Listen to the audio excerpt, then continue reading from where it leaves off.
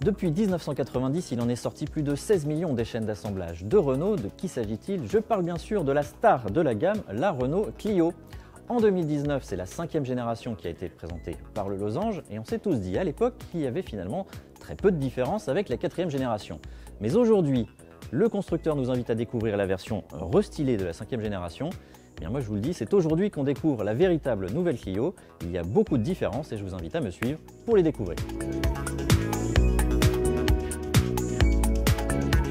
Mais avant de parler des évolutions esthétiques, n'oubliez pas que vous pouvez vous abonner à notre chaîne YouTube qui compte 250 000 abonnés aujourd'hui. Activez également les notifications afin de recevoir dans les premiers temps toutes nos nouvelles vidéos.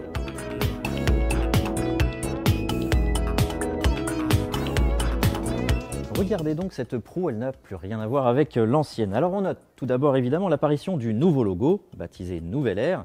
Il est enchâssé dans cette nouvelle calandre qui est prolongée par des feux qui sont beaucoup plus effilés que précédemment. Ils sont à LED sur tous les niveaux de finition. Et on perd la signature lumineuse en forme de C pour voir apparaître une nouvelle signature distinctive qu'on a déjà pu voir sur le concept Scenic Vision et qui est ici beaucoup plus graphique, vous le voyez, en forme de demi-losange. Sur cette finition qu'on a aujourd'hui ici devant nous, qui est une Esprit Alpine, elle est nouvelle, on l'a déjà vu sur le Renault Austral, mais elle apparaît dans la gamme de la Clio. On a aussi en bas du bouclier cette lame type F1, Dixit Renault, qui est ici couleur gris mat. Elle sera couleur carrosserie sur la finition Techno et elle sera absente sur les finitions d'entrée de gamme qui s'appellent New Evolution. À l'arrière, quelques différences également avec le nouveau logo, encore une fois, mais surtout des feux dont la glace est désormais transparente. Dans le monde du tuning, on appelle ça des feux Lexus. Et sur le bouclier, tout le bas est redessiné avec l'apparition ici de fausses écopes qui permettent d'élargir un petit peu le style de cette poupe. La dernière génération de Clio était déjà louée, non pas pour la modernité de son dessin et de son habitacle, mais pour sa qualité de réalisation. Et avec ce restylage, ça ne change pas. La Clio est toujours une des citadines du marché les mieux fabriquées, les mieux finies.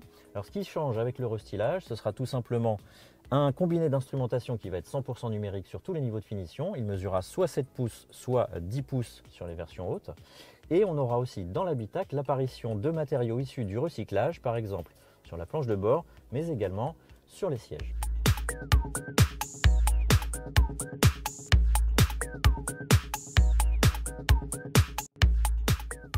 Aucun changement à l'arrière de cette Clio 5 restylée. Alors l'accessibilité est assez aisée et comme vous pouvez le constater, l'habitabilité elle est relativement moyenne. On a vu mieux dans la catégorie chez Volkswagen par exemple, mais on a vu pire également. J'ai un petit peu de place encore pour les genoux et pour la tête. Et pour le volume de coffre, pas de changement non plus. On a donc un volume qui est annoncé par Renault à 391 litres, mais on avait constaté sur Caradisiac que le volume réel est quand même assez inférieur. Ce qu'il est bon de noter par contre, c'est qu'il y a une grande différence entre les versions thermiques qui annoncent 391 litres selon Renault, mais seulement 301 litres pour les versions hybrides e-tech. Donc on perd quand même 100 litres, il faut en être conscient quand on achète une version hybride. J'évoquais l'hybride et ça me donne l'occasion d'aborder avec vous les motorisations de cette Clio 5 restylée. Sous son capot, elle perd le 1.3 TCE de 140 chevaux, mais elle conserve les autres motorisations. Ça débute donc avec les 3 cylindres SCE 65 chevaux atmosphériques, TCE 90 chevaux avec le turbo. On conserve bien sûr la motorisation TCE 100 chevaux, bicarburation, essence et GPL. On conserve aussi avec ce restylage une motorisation diesel, c'est le 1.5 litre Blue DCI 100 chevaux. Et bien sûr, la version de pointe va devenir la version hybride e-tech qui développe 145 chevaux, à base toujours d'un moteur 1.6 litre thermique, secondé par des moteurs électriques, une puissance totale de 145 chevaux, je vous l'ai dit, et une consommation annoncée autour de 4 litres pour des rejets de CO2 de 93 grammes au kilomètre seulement. La dernière génération de Clio était déjà une excellente citadine sur le marché. Avec ce restylage, elle gomme son principal défaut qui était celui de ressembler beaucoup trop à la précédente génération. Vous le voyez, avec cette nouvelle face avant, elle se distingue désormais très facilement.